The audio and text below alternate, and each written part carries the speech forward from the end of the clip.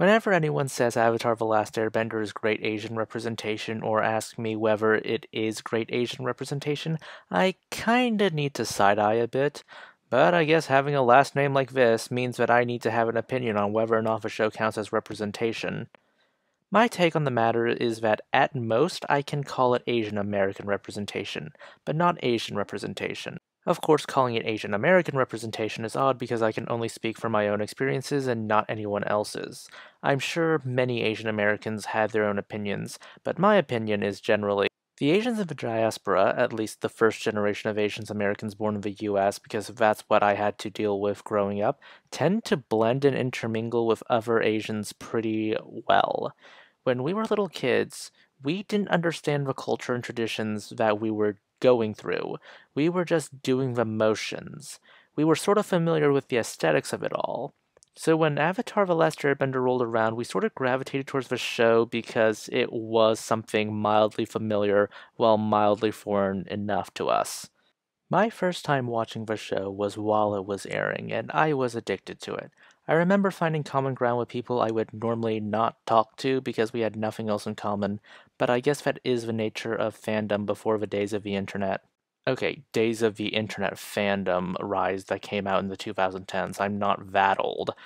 But, cultural representation is not something I would call Avatar.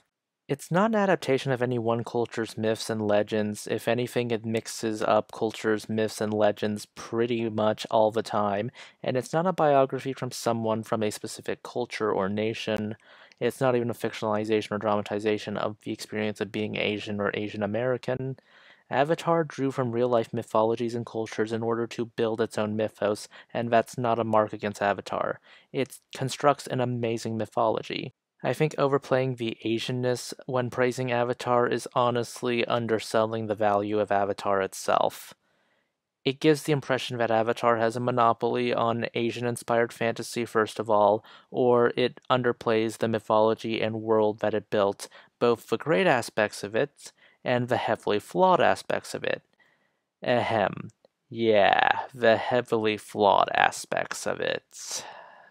It also creates this weird Orientalist belief that the successes of Avatar are because of the Asianness of it all, while its failures are at the attempt of westernization. I know The Legend of Korra was often criticized for being too Western, which I kinda turned my head and tilted at. No. Especially when westernization happened to the actual countries that Avatar draws inspiration from and has found their place in them. The qipao dress, for example, blended elements from both Chinese and Western clothing, and for all intents and purposes, it has become part of Chinese culture. I mean, that's what cultures do. They blend with cultures they interact with, they take from cultures they interact with. Some changes are imposed on them, sometimes they are imposing the changes. It's just how this works. That's life for you. The shortcomings of this franchise are from writing and plotting, not from their source material that they're pulling from.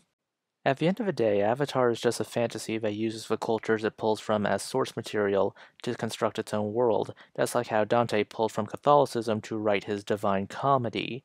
You really shouldn't be getting theological ideas from the Divine Comedy, just like you really shouldn't be getting your Asian knowledge from Avatar The Last Airbender. Please consider liking, subscribing, tipping the channel on Ko-fi. This is Cyril signing off.